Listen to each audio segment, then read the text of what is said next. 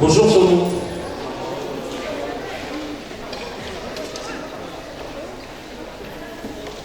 Un jour,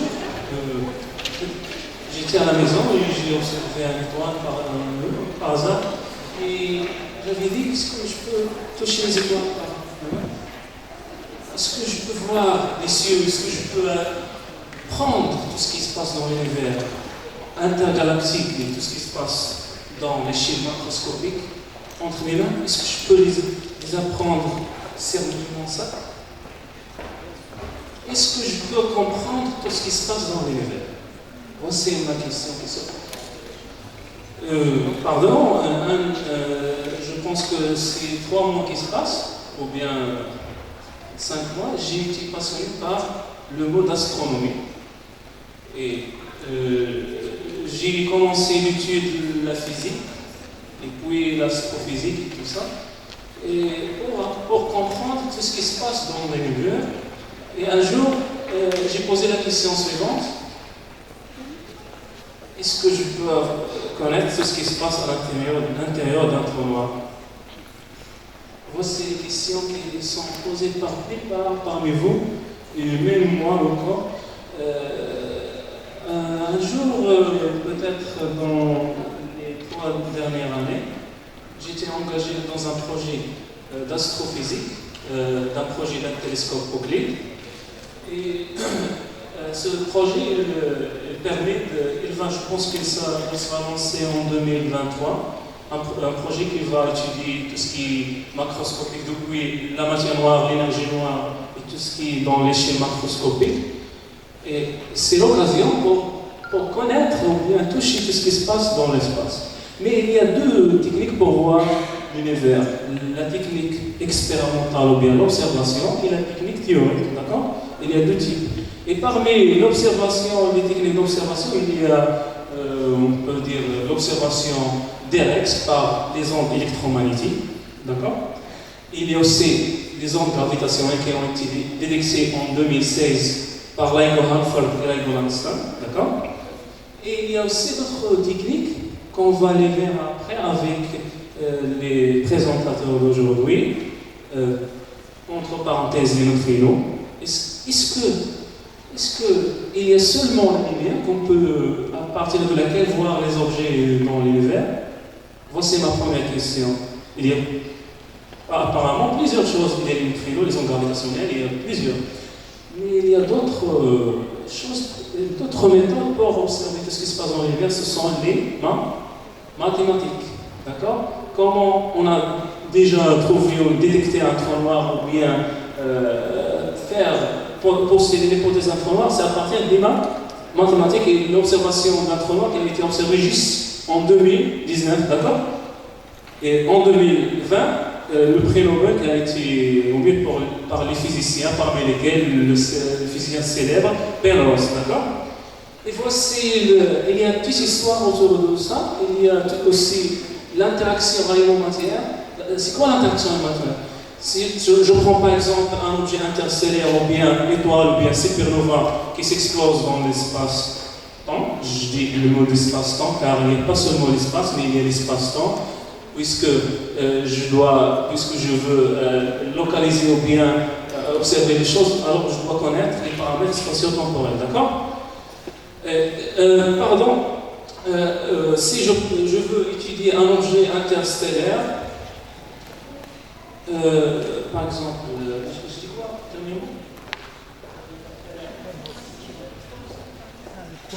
Je dis quoi? Si tu veux voir un objet interstellaire.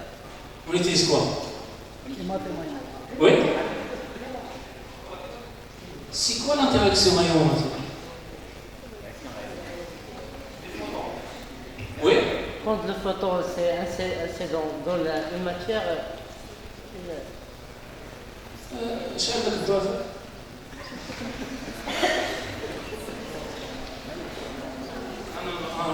Je vais vous parler un petit peu de tout ce qui se passe entre tout ce qui est visible et invisible dans l'espace-temps. D'accord? Merci. Pour voir un objet dans l'espace, qu'est-ce qu'on voit? C'est la lumière qui vient à partir de ce point, d'accord? C'est la lumière. Même chose pour les neutrinos.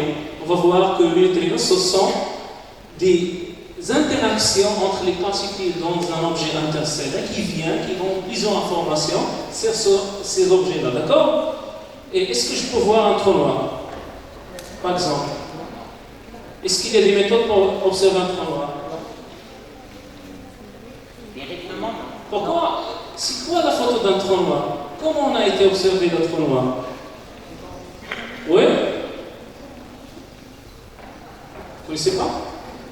Il y a plusieurs techniques, parmi lesquelles on a déjà testé un trou noir, par exemple, si je prends par exemple deux étoiles qui tournent comme ça, et dans une partie vide, d'accord? Ce vide-là où il n'y a rien, il n'y a pas d'interaction aéromonétaire. Pourquoi les étoiles tournent comme ça? Où il n'y a rien ici, dans le centre? D'accord? Alors il y a quelque chose à l'intérieur, d'accord? C'est un trou noir. Mais il y a d'autres techniques. L'autre technique, c'est la lentille gravitationnelle ou bien le mirage gravitationnel. Si je prends par exemple les ondes lumineuses, il vient comme ça, par hasard, oui, il y a un trou noir ici, il passe comme ça, il suit vite, oui, il passe là-bas, d'accord? Et à cause de ces déviations, on a montré qu'il y a un trou noir là-bas, même si on n'observe pas. Mais on utilise des techniques, par exemple, des techniques d'observation d'astrophysique et tout ça, d'accord? Et est-ce qu'il y a d'autres techniques pour observer un trou noir? Et il y a le shadow of black hole, ou bien la partie qui englobe le trou noir entièrement, d'accord, qui s'appelle le shadow of black hole, ou bien le sphère of photon, d'accord? C'est une partie où il y a plus de la lumière, et à partir de cette sphère of photon, on a observé directement l'image d'un trou noir. Car je ne peux pas observer tout ce qui se passe à l'intérieur du trou noir, puisqu'il est noir et absorbe toute la matière à l'intérieur, d'accord? Il reste seulement la partie où il y a la lumière autour d'un trou noir, d'accord? Est-ce qu'il y a d'autres méthodes pour observer les choses? Voici les ondes électromagnétiques, même si on n'observe pas tout le spectre électromagnétique, juste le spectre visible, mais avec nos outils astronomiques ou bien de spectroscopie, on peut analyser tout ce qui se passe dans les ondes électromagnétiques, d'accord? Et est-ce qu'il y a d'autres méthodes à part les ondes électromagnétiques et tout ça, et les ondes gravitationnelles? Est-ce qu'il y a d'autres choses? Les mâles. C'est quoi les neutrinos? C'est quoi les neutrinos? Est-ce que vous connaissez les neutrinos? Oui? Dans la matière. Est-ce que vous connaissez les neutrinos? Oui ou non? Oui. C'est quoi les neutrinos? C'est une particule élémentaire de même masse que l'électron et de charge neutre. À peu près, oui, exactement. Oui. Est-ce qu'il y a d'autres. C'est quoi le neutrino? Vous connaissez la lumière, oui? C'est quoi la particule qui est messager, qui est dans tout ce qui est lumineux? C'est quoi? Le photon, d'accord? Et même chose pour les neutrinos, ce sont des particules élémentaires pour d'autres radiations, d'accord? Il n'y a pas seulement les ondes électromagnétiques comme des radiations lumineuses, mais il y a d'autres. نقدروا نشوفوا l'univers ماشي غير بلا lumière. نقدروا نشوفوا par plusieurs méthodes. C'est ça l'objectif de l'astronomie moderne, c'est d'observer le plus que ça. On observe à partir des ondes électromagnétiques, et à partir du neutrino, et à partir des ondes gravitationnelles, et à partir d'autres choses, d'accord? C'est à partir de ça qu'on observe tout ce qui se passe dans l'univers. Et il faut apprendre ça partout, d'accord? Autre chose, si je prends par exemple le Big Bang, quelles sont les informations qui nous informent qu'il existe le Big Bang, ou bien le Bang dans le Big Bang, c'est ça? Est-ce qu'il y a d'autres radiations, ou bien des ondes qui viennent comme ça? Est-ce qu'il y a quelque chose qui nous montre qu'il y a... Oui? Oui? C'est quoi? C'est quoi? CMB, Cosmic Background Microwave. Ce sont les micro-ondes qui viennent d'un espace très loin. Je vous donne un exemple très simple. Si je prends quelqu'un et je frappe comme ça, il y a des traces qui restent ici, d'accord? Ce sont les traces de vide et dans l'espace-temps. C'est le Big Bang qui fait le Bang. Alors il y a quelque chose dans le vide, et ça, ce sont les fossiles de l'espace-temps elle-même, comme les fossiles des dinosaures et des choses comme ça, d'accord? Et ces ondes qui viennent de vide, elles ont déjà connues par les physiciens comme des micro-ondes, d'accord? Et elles forment des cartes, je pense que la carte est très célèbre, qui s'appelle le fond d'effet cosmologique, avec ce couleur-là. Je ne sais pas ici, pardon. D'accord. Est-ce qu'il y a des choses sur ça? Est-ce qu'il y a des questions? Et à partir de cette micro-onde, comment on a confirmé que, que ces ondes, ce sont des bandes de Big Bang? Il y a toujours la théorie et il y a l'expérience, d'accord? La théorie nous montre qu'il y a une théorie de Big Bang, donc c'est la théorie presque qui est acceptable, c'est la théorie d'inflation, d'accord? Et il y a une théorie, il y a l'expérience qui nous montre que cette théorie est juste, d'accord? Et à partir de cette expérience qui a été faite avec trois télescopes, le premier c'est le télescope Hubble, le deuxième c'est le télescope WMA, troisième, c'est le télescope Planck, d'accord? Il y a trois télescopes qui ont montré qu'il existe vraiment le Big Bang, ou bien l'inflation, le boom de Big Bang. Et ce monsieur lui célèbre, qui a montré vraiment l'existence des théories qui montrent le Big Bang, c'est Alan Guth, d'accord? C'est Alan Guth. C'est pas les كعرف باش تقدم لكم صفاء طارق صفاء طارق membre في l'association في الكلوب d'astronomie à la faculté de sciences Rabat vice président دابا في نفس هذا الجو هذا عندها école في قطر juste parmi les personnes qui ont accepté au Maroc غتمثل المغرب في l'école d'astrophysique في قطر.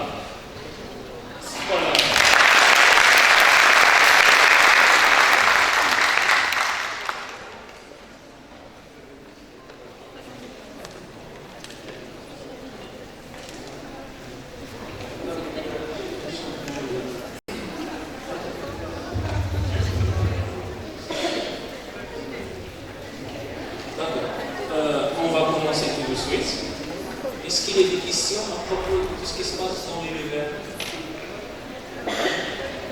J'ai été enfant que j'ai posé ces questions. Qu'est-ce qui se passe là-bas? D'accord? Maintenant, je ne peux pas répondre à cette question. Car l'univers toujours il est dynamique, il y a toujours des mouvements, il y a des explosions des étoiles, il y a des rotations des galaxies, il y a des absorptions de la matière d'un trou noir. Il y a tout ça qui se passe dans l'univers. Et la question qui se pose, est-ce qu'il y a des lois qui régissent tout ça? Est-ce que ça est aléatoire ou bien il y a des lois qui régissent toute la nature, toutes les lois? Vous connaissez les lois physiques, d'accord? Pourquoi il y a des vitesses, la vitesse de la lumière elle est constante? Pourquoi il y a des constantes universelles s'il n'y a pas des lois? Si j'ordonne à la vitesse de la lumière, j'ajoute un nombre ou bien un chiffre, ou bien j'ajoute des chiffres dans les constantes d'électromagnétisme, par exemple mu et epsilon, d'accord? Tout ce qui va changer, tout ce qui disparaît. Pourquoi il est réglé comme ça? Il faut apprendre ça par contre. Et je pense que la réponse, on n'a pas encore trouvé la réponse, on est toujours en train de chercher et d'exploiter nos études pour apprendre tout ce qui se passe dans l'univers. Maintenant, je vais le laisser avec Kauta qui va présenter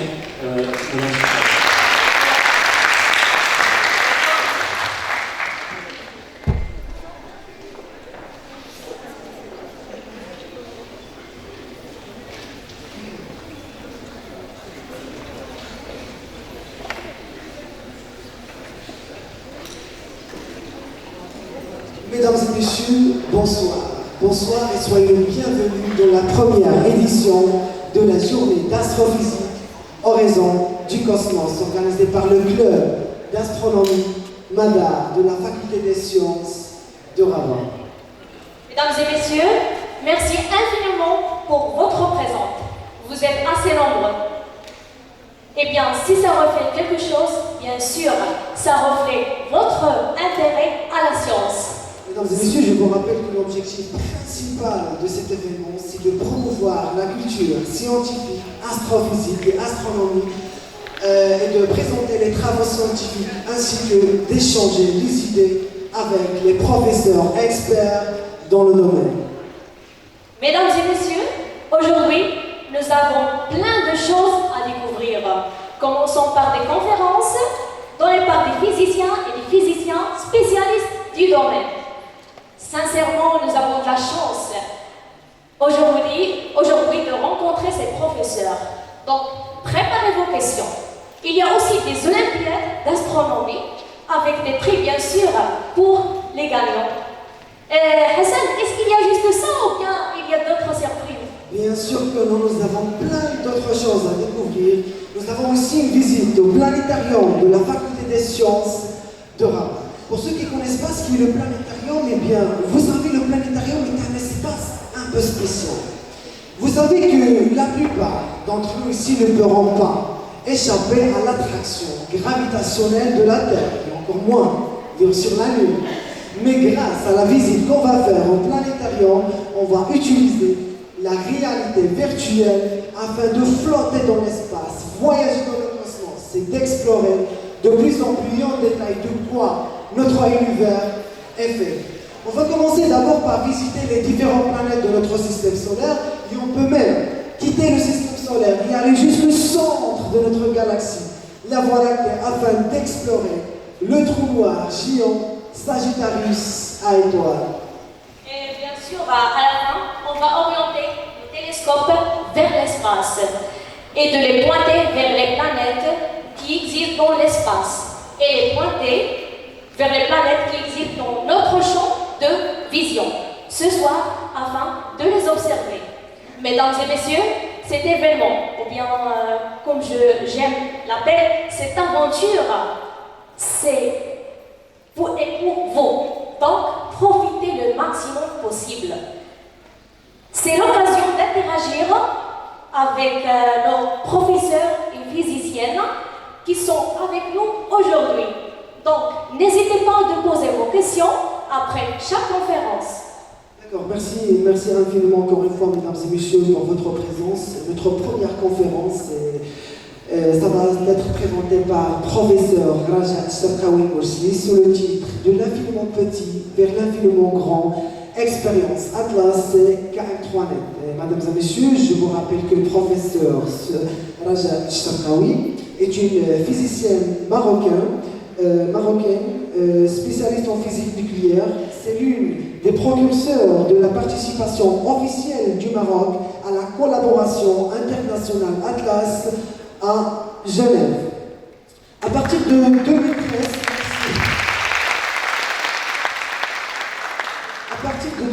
elle est nommée vice-présidente pour la recherche, la coopération et le partenariat de l'université Mohamed VI de Rabat. En 2015, elle s'est vue remettre le prix L'Oréal l'UNESCO pour les femmes et la science. La professeure Rajat Cherkaoui Morsli, elle est classée à la première classe dans l'Afrique. C'est après l'Afrique.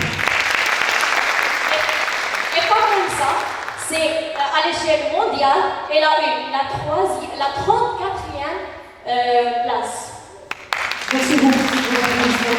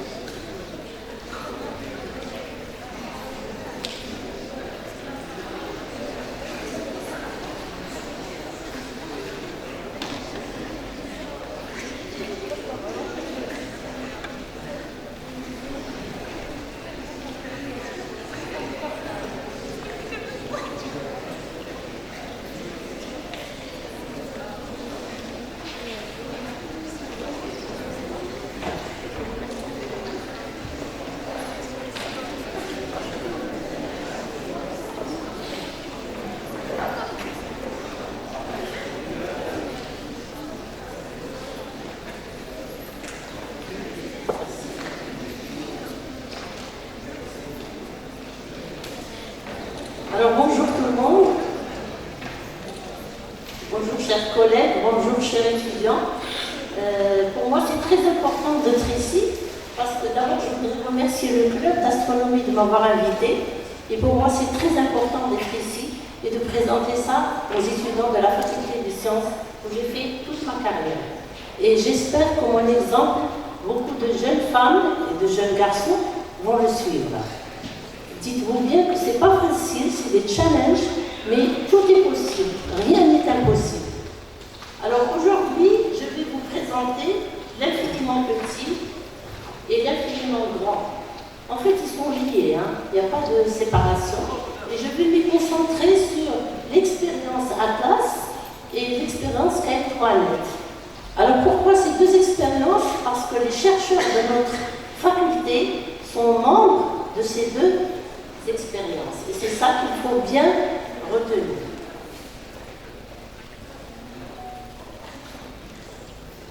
Alors, si vous regardez ici l'univers, je suis certaine que vous avez tous entendu parler du Big Bang. Et ça, c'est le modèle du Big Bang. Alors, qu'est-ce qu'il a de particulier, ce modèle? Regardez, on parle du Big Bang et l'univers est en train d'expansion. L'expansion de l'univers maintenant est démontrée et on a à peu près 13,7 milliards d'années. Et ce modèle, c'est vraiment le modèle du Big Bang. Alors, mais si je vous pose la question, qu'est-ce que c'est le Big Bang? Je suis sûre que très peu pourront répondre, ce qui est tout à fait normal.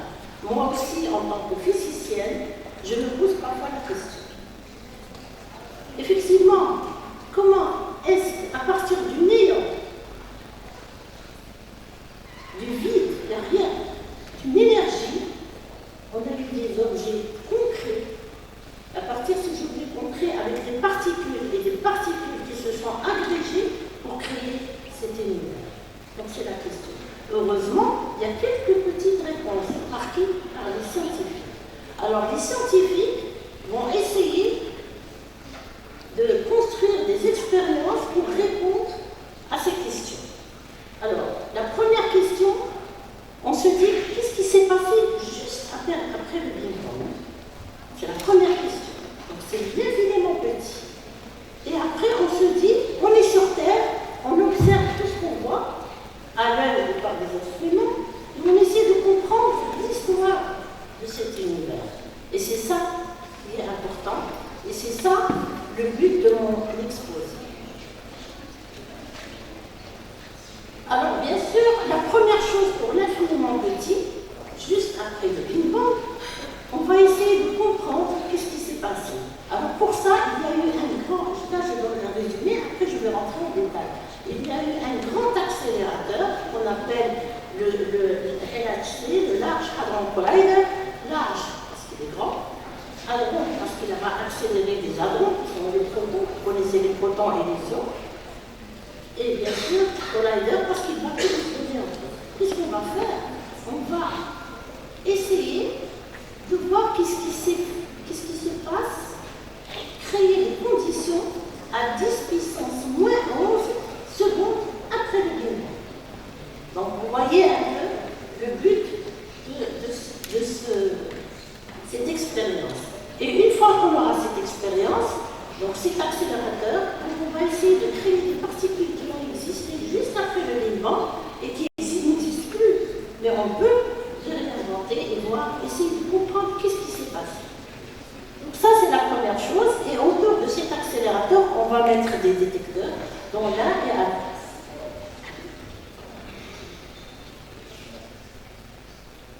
La deuxième chose, le camarade en a parlé, regardez pendant des milliers d'années, des siècles, les gens ont regardé le ciel visuellement, à l'œil, ou bien à l'œil nu, ou bien avec des télescopes astronomiques. D'accord? C'est de l'visible que vous voyez là. Vous avez les ondes électromagnétiques, vous avez le visible. Merci. Alors, vous avez le visible. Et puis, à un certain moment, donc pendant 10 siècles, ça tout le monde le sait, le voit dans les films, vous le voyez dans plusieurs films. Et puis, à partir du XXe siècle, hein, donc vous voyez, c'est pas très loin, hein, on est au XXIe siècle. À partir de la fin du XIXe siècle, l'observation s'est élargie à l'ensemble du spectre électromagnétique. Déjà à la fin du XIXe siècle, c'est-à-dire à toutes les longueurs d'onde. Vous voyez le petit schéma là. Et là, on a toutes les longueurs d'onde et on va voir au-delà du visible. c'est-à-dire les ondes radio. La première observation, c'était les ondes radio. C'est-à-dire un phénomène qui s'est produit des milliards d'années, on va détecter l'onde radio et ça a donné même un phénomène. Après, il y a l'infrarouge, il y a l'ultraviolet, les rayons X également. Et plus récemment, plus largement encore, on a accès à d'autres messagers. On appelle ça des messagers, puisque c'est lui qui nous donne le message de notre univers, qu'est-ce qui se passe. Et ces messagers sont porteurs d'informations. Et ça, c'est des informations complémentaires. Donc, on aura les rayons cosmiques. Pardon. Vous avez les rayons cosmiques. Après, vers la fin du XXe siècle, 1987, les années 80, on a eu les neutrinos cosmiques, qui sont toujours en cours. Et puis, en 2016, les ondes gravitationnelles. Donc, vous voyez combien de messagers on peut avoir. Et dernièrement, avec les ondes gravitationnelles, il y a eu une publication, et on a parlé de neutrinos, parce qu'ils ont vu tous les ondes messagers, un article est sorti, et ce qui est extraordinaire, c'est que notre faculté est citée avec tous les auteurs qui travaillent autour de neutrinos. Enfin, je veux regarder ce neutrino. Alors je veux les détecter. Pour nous, on participe au détecteur KM3net. Alors le détecteur KM3net, on va utiliser ces particules qui traversent la Terre. Les neutrinos ne s'arrêtent pas, ils traversent la Terre. Et on va mettre un grand détecteur, une grande surface, de manière à les détecter. Et ceci, ça va être dans la mer Méditerranée. Et on va l'appeler KM3net. Je vais y revenir bien sûr aussi. Alors maintenant, je vais détailler chacun. Si je prends l'expérience Atlas. Alors l'expérience Atlas, elle se trouve où?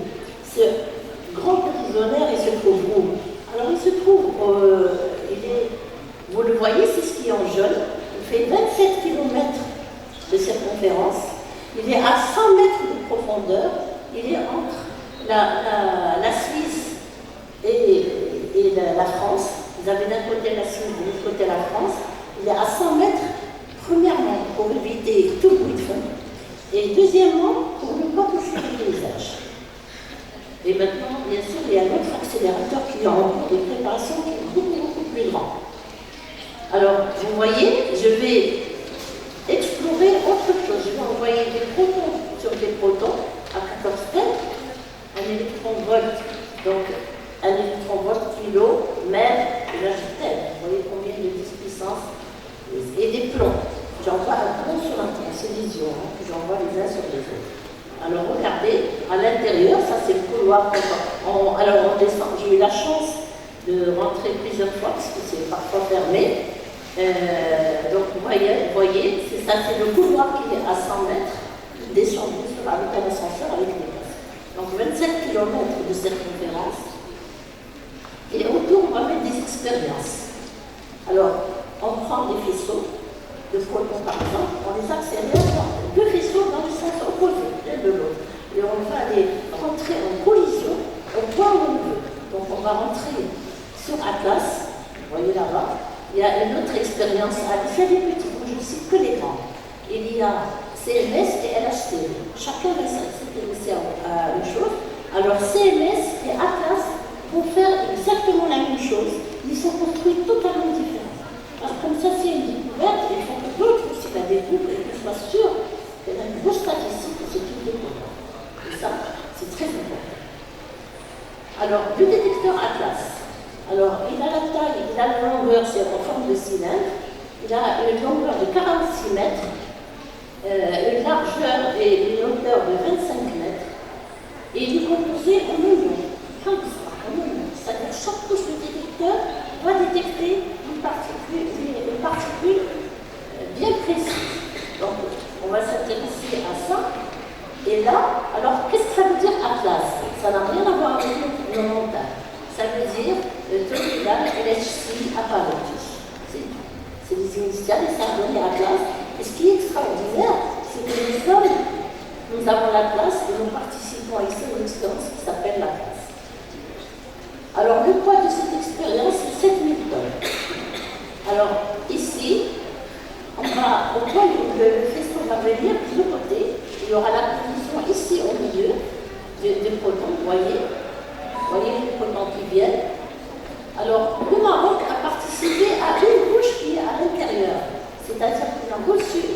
électrodes qu'on a soudées, qu'on a traitées exactement dans les mêmes conditions que là-bas. Et après, nos étudiants et nous-mêmes, alors chaque détecteur, sous-détecteur, est fabriqué par plusieurs laboratoires. Nous, c'était avec Grenoble et avec Stockholm. Donc nos étudiants allaient dans les... Et après, tout le monde se retrouvait à Genève pour mettre tout en place. Donc la confiance était totale pour le Maroc, et ça c'est important. Alors ici, vous voyez, je donne... Alors qu'est-ce qu'on mesure? On mesure que les particules stables.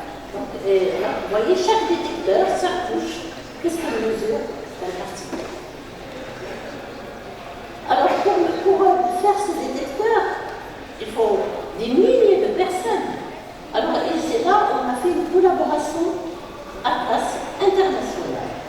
Alors, cette collaboration, comme vous le voyez, c'est 38 pays, 174 institutions de 38 pays et à peu près 1000 doctorants par an. Et le Maroc est le seul pays arabe, et jusqu'à 2009, le seul pays arabe.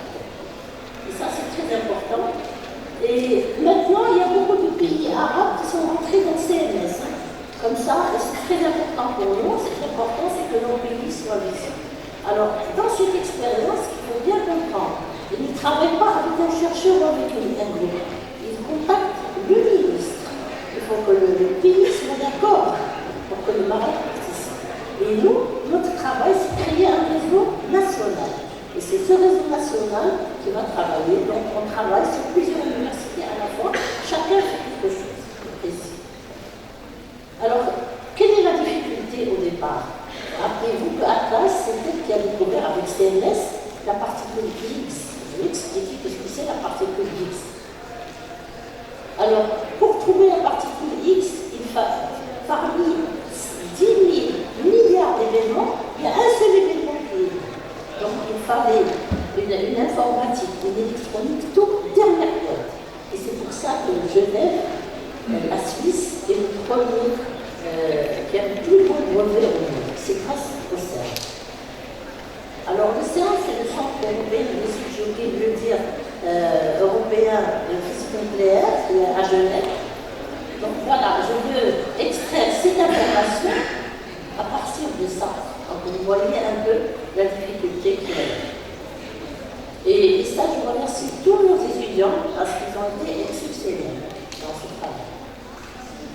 Alors, les théoriciens, comme a dit tout à l'heure le camarade Mustafa, les théoriciens ont créé un modèle. Et ce modèle, jusque-là, il est bon. Toutes les expériences qu'il a faites montrent qu'il est bon.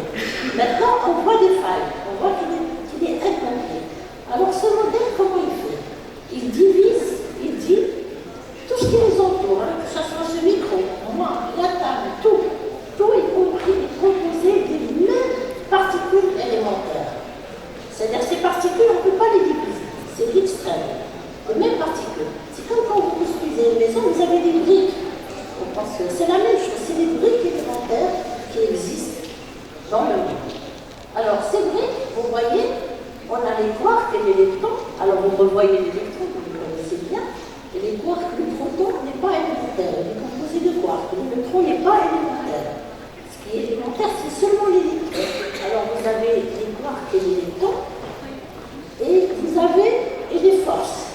Ces particules élémentaires sont liées par des forces. Il y a 4 forces.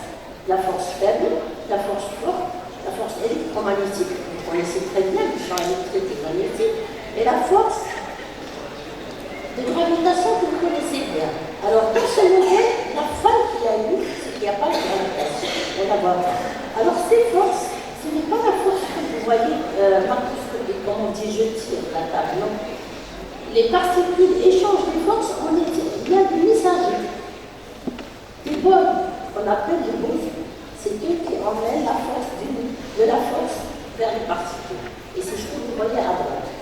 Alors, si vous regardez, ce qu'on voit, c'est seulement la première famille. Tout ce qu'on voit est fait par up, down, les quarks up, down, et les électrons et les neutrinos. C'est seulement ça. Le reste, il est fabriqué, mais tout de suite, il se désengage. Il donne autre chose. Il fait des réactions en haut. Donc, ce modèle standard est très important. Alors, tout a été découvert expérimentalement, et dernièrement, en 2009,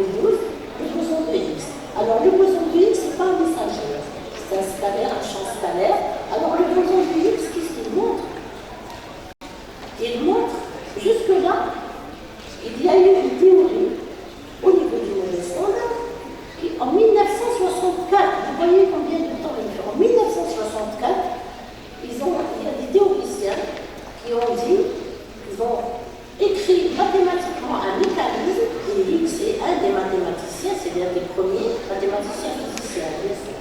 Ils ont créé un mécanisme qui est l'expérience Atlas et CMS.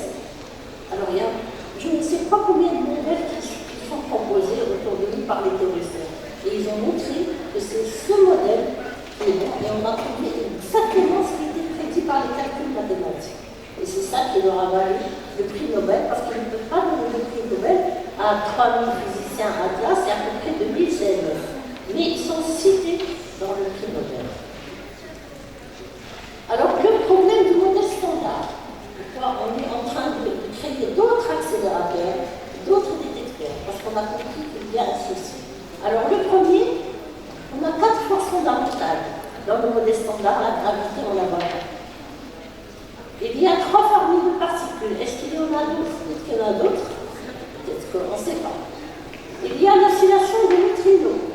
Pourquoi? Parce qu'on a la masse des neutrinos, elle est non nulle. Dans le modèle standard, elle est nulle. Or, il a une masse. Donc, on s'est démontré.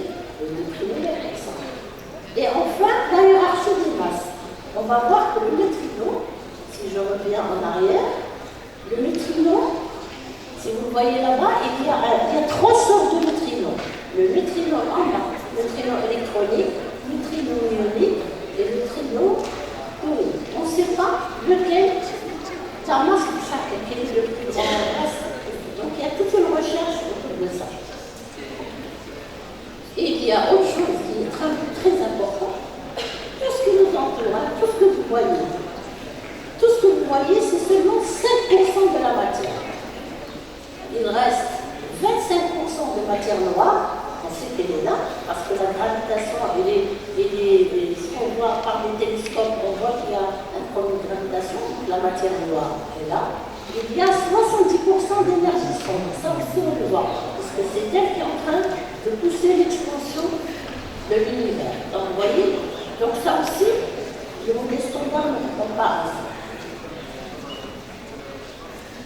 Alors ici, en 2012, il y a eu la découverte de la particule X à 125 gènes. Donc vous voyez ici, ça c'est au CERN, les gens qui étaient, et les physiciens qui ont eu le prix Nobel, on les voit en haut. Donc ils ont eu le prix Nobel, et dans le prix Nobel, ils ont cité Atlas et CMS auprès du LHC. Alors le boson de Higgs, qu'est-ce que c'est? Alors, comme je dis, en 1964, la théorie, et puis là, on a trouvé ce boson.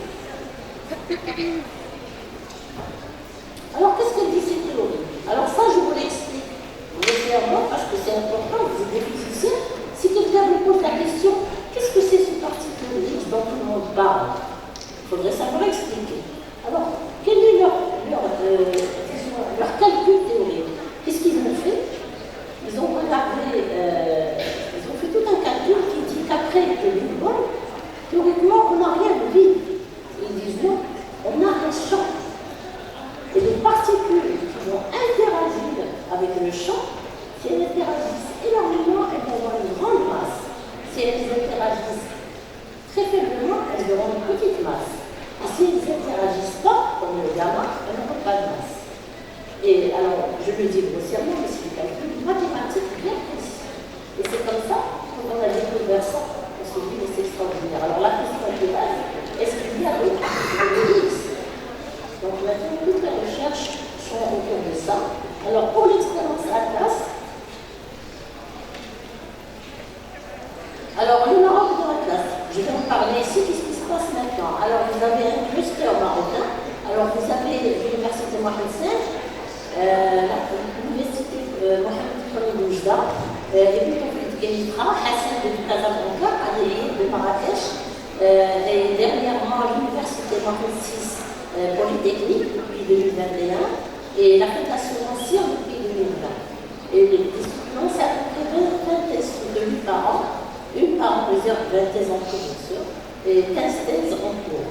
Alors, ce qui est important, alors au départ, on a participé à la construction d'Atlas. Donc ici, ce qu'on faisait ici à Rabat et à Casa, c'est les deux centres qui travaillaient, et les autres venaient nous aider. Ici, vous voyez mon collègue Yahya pour le montage. Alors Yahya,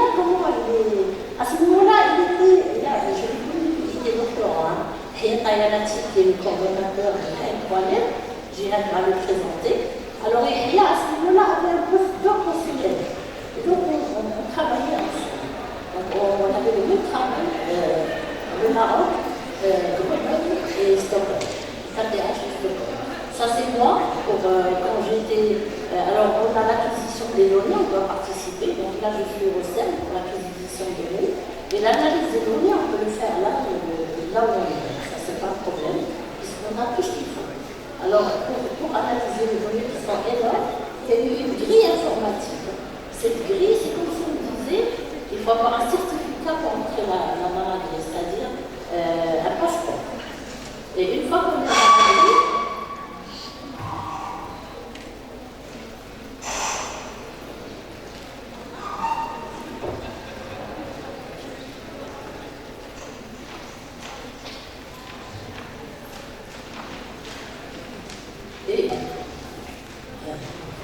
alors, une fois qu'on est dans la grille informatique, je peux d'ici envoyer les analyses et travailler tranquillement, comme c'est la politique frontale, mais on a fait aussi des cerveaux d'ici, on travaillait des bancs du cerveau. Alors maintenant, le LHC, il est complètement en train d'être refait. On va essayer d'arriver à une luminosité. Qu'est-ce que ça veut dire une luminosité? Je l'explique là. Alors, c'est-à-dire combien de collisions on a. Alors, on va monter la luminosité. Ils sont en train de mettre un upgrade à tous les détecteurs de LHC, de collisionnaires, de manière à avoir plus de chances de détecter quelque chose qu'on ne connaît pas, qu'on n'a jamais vu.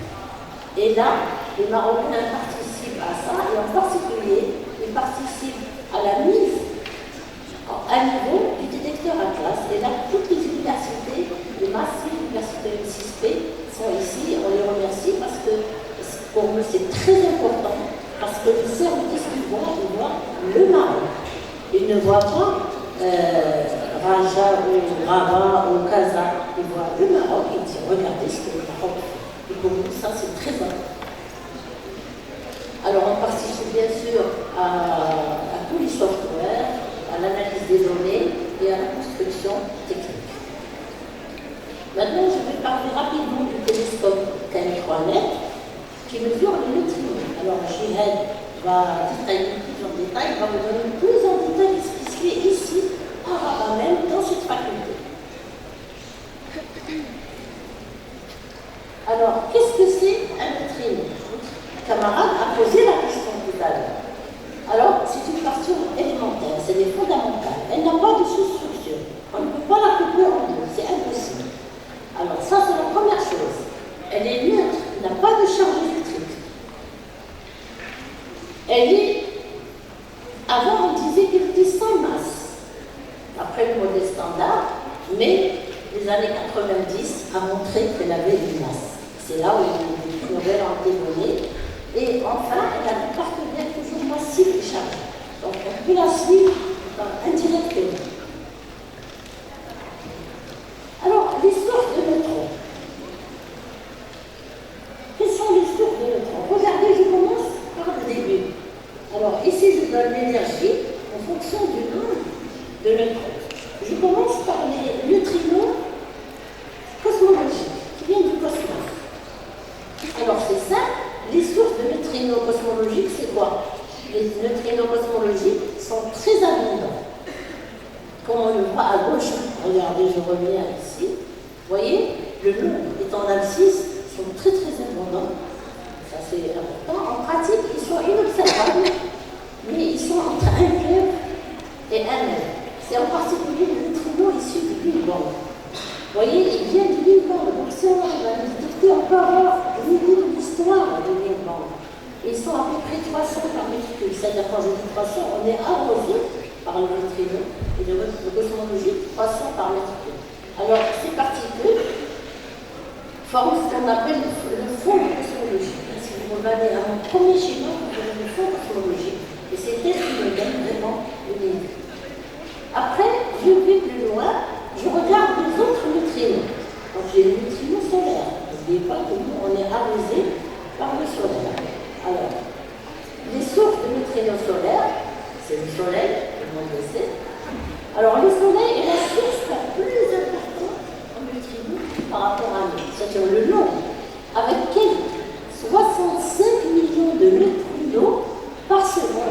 Donc nous, on est arrosé par ça tout le temps. Alors vous le voyez ici. Après, on a d'autres neutrinos que je vais reprendre. Je descends progressivement. Alors vous savez, les neutrinos de supernova. Les neutrinos de supernova, qu'est-ce que c'est? Qu'est-ce que c'est une supernova? Je regarde en bas. Une supernova, c'est l'explosion catalytique. C'est comme, disons, une bombe d'une étoile. Alors l'étoile qui pendant un temps, elle peut briller, c'est-à-dire qu'elle va exploser, elle va briller très très fort. Et cette lumière va nous arriver à un certain moment sur Terre. Et c'est ce qui s'est passé le 23 février 1987 à 7h35, exactement GMT. Alors vous voyez combien ça est, 13 milliards d'années, on vient de la voir. Elle a traversé par quelques millions de milliards de neutrinos en 10 secondes. Et ça a été, bien sûr, ça a donné aussi un très bon moment. Mais ça a montré déjà qu'on a compris ce que c'est une supernova et on a vu comment elle nous arrive. Alors je descends toujours. J'ai les neutrinos géologiques. Alors les neutrinos géologiques, tout le monde sait que dans l'écorce d'arbres, l'écorce de la Terre, on a des éléments radioactifs. Vous avez des neutrinos géologiques. Alors à partir des réactions nucléaires, on a ces neutrinos. Alors dans l'écorce terrestre, vous avez, c'est comme les réacteurs nucléaires. Vous avez l'uranium, thorium, et tout ça, ça va donner des neutrinos géologiques. Et c'est ce qui se passe un peu autour des planètes un peu froides. Alors, l'événement attendu, c'est à peu près 10. En général, on a des neutrinos et des anti-neutrinos. Il n'y en a pas beaucoup, heureusement. Et enfin, on a les neutrinos des centrales nucléaires. Alors, dans les centrales nucléaires, on a des formations de neutrinos parce qu'il y a des réactions nucléaires. Alors, les centrales nucléaires, ça nous a beaucoup aidé. Parce que qu'est-ce qu'on fait? Il y a une centrale ici. On va se mettre, par exemple, il y a une montagne très loin, pour du montagne. On va se mettre derrière et on va essayer de détecter ces neutrinos. Et ça va nous donner beaucoup d'indications sur ces neutrinos, mieux les comprendre. Donc là, vous avez les neutrinos des centrales nucléaires et les neutrinos atmosphériques. Alors les neutrinos atmosphériques, c'est les réactions qui ont, quand ils arrivent dans l'atmosphère, il y a des réactions nucléaires qui se passent et on reçoit des neutrinos. Alors qui sont produits par l'interaction des rayons cosmiques avec l'atmosphère, tout simplement. Et enfin, les derniers, alors regardez l'énergie. Elle est de plus en plus grande, mais le nombre est plus petit. Alors le dernier, c'est les neutrinos des quasars au cosmogénie. Alors, les quasars, c'est quoi? Tout à l'heure, votre camarade a parlé du trou noir. Alors, les trous noirs, au centre de la galaxie, qu'est-ce qu'ils font? Ils vont dévorer toute la matière qui passe à côté. Ils ont une constante de gravité très grande. Donc, tout ce qui se passe est avalé. C'est pour ça qu'on appelle l'effet. C'est-à-dire que vous êtes attirés parce que la gravitation est très grande. Donc, ils vont être avalés. Et à un certain moment, s'il est trop alimenté, il devient puissant émetteur de lumière. Et ça, on le voit. Voilà. On l'a vu par détecteur. Et c'est ce qu'on appelle les quasars, ou on les appelle quasi-étoiles. Ce n'est pas des étoiles, mais elles vont être éclairées comme des étoiles. Alors, l'interaction des neutrinos, on sait que sur 10 milliards de neutrinos qui traversent la Terre, donc on le sait, un seul interagira avec un atome de notre planète. On s'est dit, puisqu'il y en a qui vont interagir, on va utiliser ceci. Et il faudrait, si on veut l'arrêter, il faudrait une année de lumière, c'est-à-dire 10 000 milliards de kilomètres d'épaisseur de plomb pour pouvoir arrêter la moitié des neutrinos, ce qui est quasiment impossible. Vous voyez, alors, comment observer le neutrino? Qu'est-ce qu'il fait qu'elle Comment on va l'observer? Alors, tout simplement, on place nos détecteurs, ils sont à 3000 mètres dans la Méditerranée, entre 2500 et 3000. Et le neutrino, il va interagir dans l'eau de mer, sur des noyaux d'atomes d'oxygène ou d'hydrogène, et va produire alors des muons. Et si les neutrinos, bien sûr, sont ioniques. On va voir ça tout à l'heure. Alors, les muons produisent avec une grande énergie cinétique et avec une vitesse supérieure dans l'eau. Dans l'eau, la vitesse est supérieure à celle de la lumière dans l'eau, bien sûr. Et ceci va faire émettre une lumière bleue qu'on appelle l'effet Cherenkov. Et c'est cet effet Cherenkov qu'on va détecter et on peut remonter et on saura qu'on a un neutrino qui est passé. Ceci, bien sûr, JR vous l'expliquera plus en détail. Alors ici, le KM3 a été constitué en fait de multitudes de capteurs.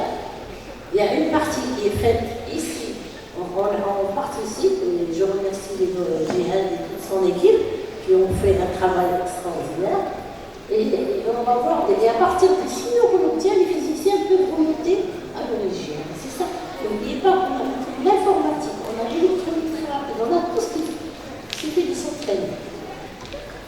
Alors ça, c'est l'illustration. Vous voyez, il est dans la mer et on voit à peu près. Alors que le KM3, ça veut dire que l'on met le trinotélescope.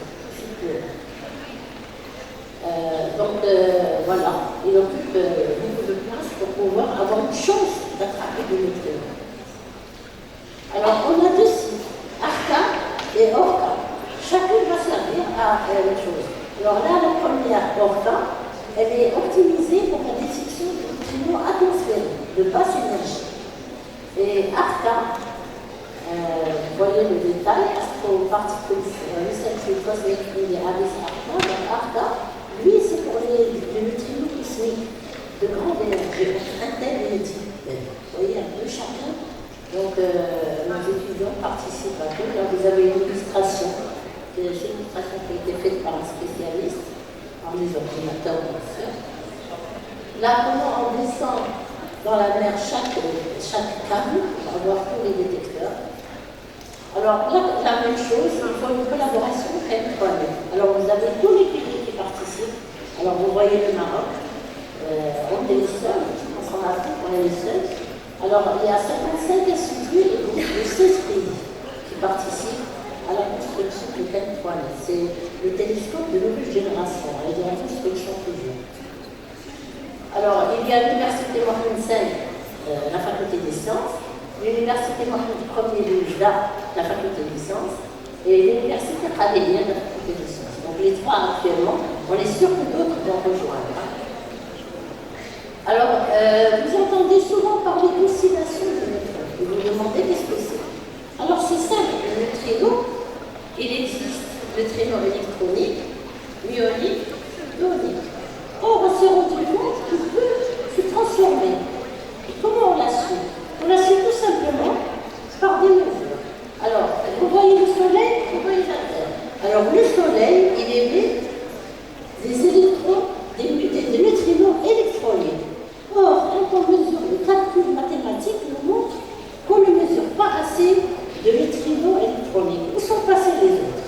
Et c'est là où on a compris que le neutrino électronique, quelques-uns, émis du Soleil, en route, ils ont changé, c'est ça, une métamorphose. En fait, oscillation, c'est une métamorphose. Ils se sont changés, quand ils sont arrivés sur la Terre, c'était des neutrinos myoniques. Et ça, c'est très important, il y a toute une recherche sur ça, parce que ce phénomène est important et nous donne aussi une idée de ce qui se passe et pourquoi c'est au Terre. Il y a aussi la hiérarchie des masses. On sait la différence en carré des masses, mais on ne sait pas quel est le neutrino qui a la masse la plus grande, et ainsi de suite. Là aussi, il y a des recherches autour. Alors, les recherches en hiérarchie de masse se fait par les télescopes comme Troanet et se fait par les astrophysiciens. Les astrophysiciens commencent à trouver des choses. Alors, toujours, pour comprendre, il faut l'appliquer mon petit aimant et on colle pour avoir une réponse. Et enfin, alors, ARCA, c'est ce que j'ai dit tout à l'heure, c'est vraiment, on voit les catalyseurs. On a vu le catalyseur de trou noir. Et là, vous avez quelques unités, donc peut-être que Jihad vous emmènera visiter. Là, c'est l'équipe. Donc, on voit Jihad, Valien, Mohamed, les trois doctorants qui sont sur ça et qui travaillent jour et nuit, je les félicite.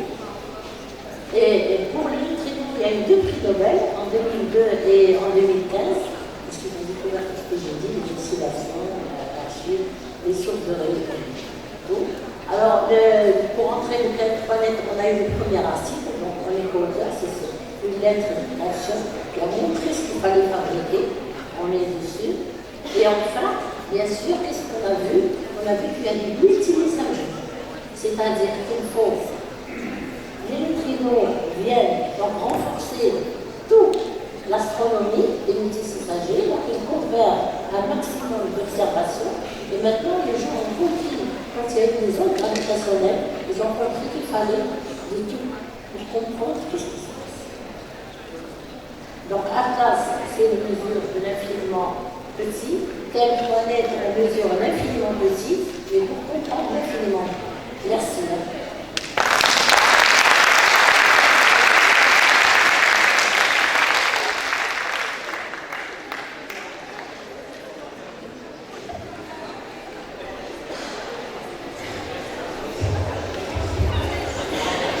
D'accord, merci infiniment, professeur Rajab Safaoui pour la conférence. C'était impressionnant, plein d'informations. Donc, s'il vous plaît, mesdames et messieurs, c'est l'heure de poser vos questions si jamais vous avez une. Oui, monsieur.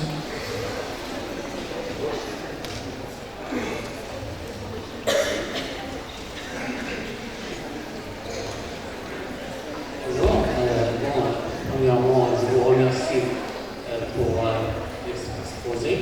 Alors, j'ai quelques questions concernant les neutrinos et les bosons et bien sûr l'expansion de l'univers. Alors, l'expansion de l'univers a été démontrée. Et puis, il y a des projets KM3 et puis Atlas.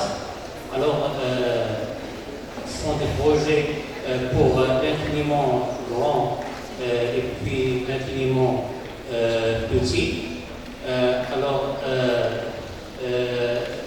qui font la recherche sur les bosons de Higgs et sur les neutrinos, etc. Alors, dans ce projet, il y a la participation du Maroc à partir de 2001 et de l'Afrique du Sud. Après, il y a d'autres pays africains qui se sont ajoutés.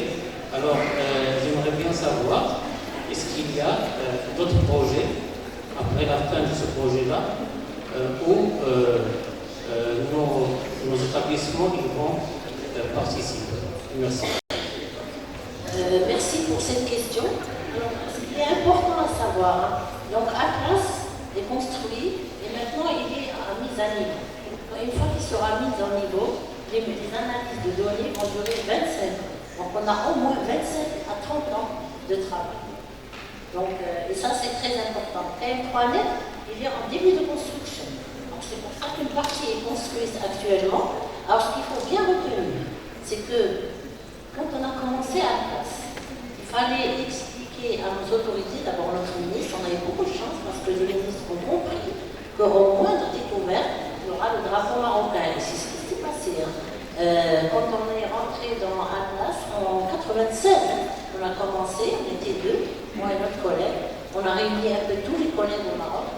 Quand on a vu le ministre, on a convaincu qu'il y a suspicion de découverte, donc le Maroc c'est très important. Alors, et ça, si les ministres ne sont pas d'accord, c'est des collaborations internationales. Alors, ils ont deux choses. Il faut que le ministre soit d'accord, il faut que les collaborations soient d'accord. Au niveau de la collaboration, il y a un vote.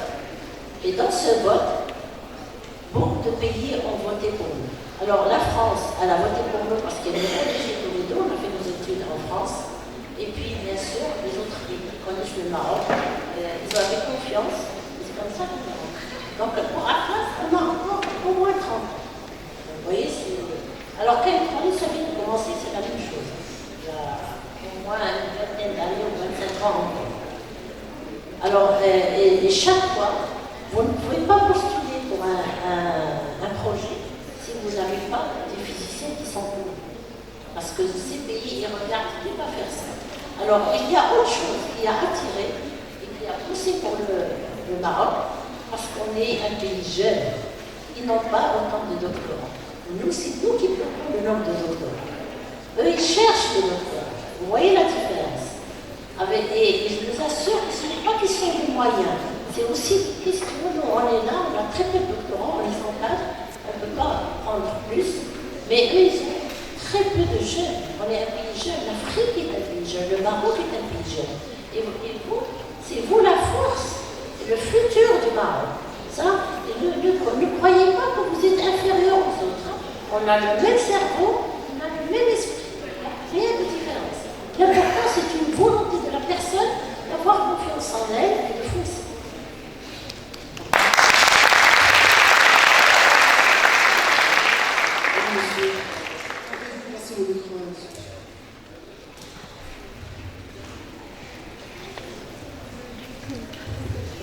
Bonjour. D'abord, je vous remercie infiniment, madame. Donc, ma question, c'est en ce qui concerne la détection des neutrons. Donc, on sait, nous savons très bien que la détection des neutrinos est très, très difficile puisque les neutrinos interagissent vite avec la matière. Donc, je disais que les neutrinos interagissent peu avec la matière carrée. Donc, c'est pour cette raison qu'on a plongé des détecteurs au fond de la mer. Ma question, et vous avez dit, madame, que l'effet Cherenkov était une indication de l'existence des neutrinos. Pourquoi on a pu bien. Quelle est la raison de ça? Alors, la première raison, alors je vais vous présenter KM3net. Il y a un autre détecteur IceCube qui travaille avec KM3net qui est dans la glace. Madame, parce que le Cherenkov ne vient pas seulement des interactions, par exemple, des neutrinos avec la matière. Ou bien, parce qu'il vient encore. Si on accélère, par exemple, dans les réacteurs nucléaires, si l'accélération ou bien la vitesse des électrons dans l'eau, c'est un peu plus. Si la vitesse de la lumière, des électrons, c'est à peu près égal à la vitesse de la lumière dans le réacteur nucléaire, on peut avoir ce qu'on appelle l'effet Cherenkov. Oui, on le voit dans un réacteur. Si vous regardez comme ça, vous voyez la lumière. On le voit à l'œil. Alors, les neutrinos, c'est très important. Pourquoi? Pour deux choses. Il y a plusieurs choses. D'abord, le modèle standard n'est pas complet. Il dit que les neutrinos n'ont pas de masse. On a montré en étudiant les neutrinos qu'ils ont une masse. Maintenant, quelle est la masse qui est plus grande? Si on ne répond pas à tout ça expérimentalement, le modèle sera incomplet. On sait qu'il y a plusieurs modèles qui sont proposés maintenant. Plusieurs. Mais quel est celui qui sera bon? Ça, c'est la première chose. La deuxième, les neutrinos nous donnent, on sait, l'histoire de notre univers. Tout, notre galaxie aussi, pas seulement l'univers, parce qu'ils ont été produits dès le départ, après le Big Bang. Donc ils vont nous donner une histoire de l'univers, mais aussi de la galaxie du Soleil qui est de notre galaxie. Vous voyez, notre galaxie toute petite. Tout, quand je parle de la Lune, le Mars, et tout ça, c'est notre galaxie, elle est toute petite, non? Tout l'univers. Alors ces neutrinos peuvent me donner des indications sur ça. Les preuves qu'ils ont données, on n'a jamais compris que les quasars qui sont, vous voyez cette lumière, on a cru que c'était une étoile. Mais en fait, ce n'était pas une étoile, c'est un trou noir qui a bouffé, qui a montré. Il a tellement attrapé de choses qu'il a émis une lumière tellement grande qu'on avait l'impression que c'était sans l'étude de neutrinos, on n'aurait jamais su ça. Voyez. Est-ce qu'il y a encore une question? Oui, monsieur. Ici, pourriez-vous passer le micro?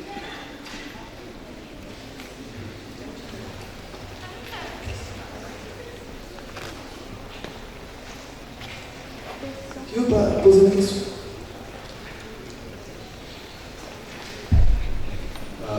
Al said that I saw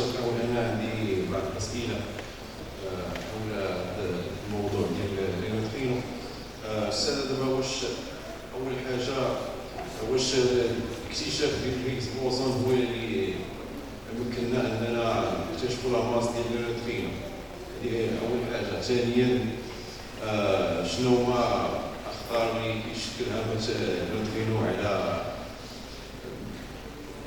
البنايات وبنية الأرضية من ناحية ديال مثلا الهندسة ولا الأمن الصحي، واش لا رادياسيون شارين فوق واش هي هذيك اللي كتكون مثلا في الماء فاش النيوترينو كيتناقش مع لي بارتيكول اللي في الماء، واش كتكون حتى هي شي حاجة خطيرة؟ Alors, le neutrino, premièrement, ne pose aucun danger, parce qu'elle passe tranquillement, c'est comme les millions, elle traverse la Terre, c'est des milliards, donc aucun problème. Alors, quand j'ai des milliards de neutrinos, il y en a un qui va toucher, qui va réagir avec l'oxygène, qui va émettre de la lumière. C'est une lumière qui n'a aucun problème. Les lumières, parfois, chez un corps, existent sans qu'on intervienne. Donc, nous, on va, avec des photomultiplicateurs, on va mesurer cette lumière et on sait, grâce au traitement signal, à l'électronique, à l'informatique, on sait remonter au neutrino. On a tout ce qu'il faut, tout le bagage. La deuxième chose qui est très importante, quand on cherche le boson de Higgs, on cherche le neutrino, on cherche comment on est fait, qu'est-ce que c'est cet univers. Et on a, jusque-là, les mathématiciens physiciens ont donné un modèle qui s'appelle le modèle standard. Or, on voit qu'il est incomplet. Donc, le but, c'est d'abord, il parlait de boson de Higgs, il y avait d'autres modèles. On a trouvé que c'était celui-là qui est en 1964. Parmi les trois qui ont travaillé là-dessus, il y en a deux qui sont encore vivants, donc qui ont eu ce Nobel. Et on a un modèle qui est incomplet. Alors, maintenant, les gens, qu'est-ce qu'ils disent? Il faut qu'on mesure le contenu. Si on arrive à comprendre, alors il faut toujours des théoriciens, des expérimentateurs et des phénoménologies qui font des modèles. Si on arrive à comprendre comment marche notre univers, quelles sont les conséquences de ça? C'est très important. Alors, sachez, par exemple, quand je parle d'accélérateur et d'atlas, quelles sont les retombées? Alors, dans notre fac, les retombées ont été suivantes, c'est-à-dire que moi, je parle CERN, je vois que j'utilise des accélérateurs différents, et puis j'ai trouvé un département physique médical. Je suis rentrée et j'ai dit qu'est-ce qu'ils font?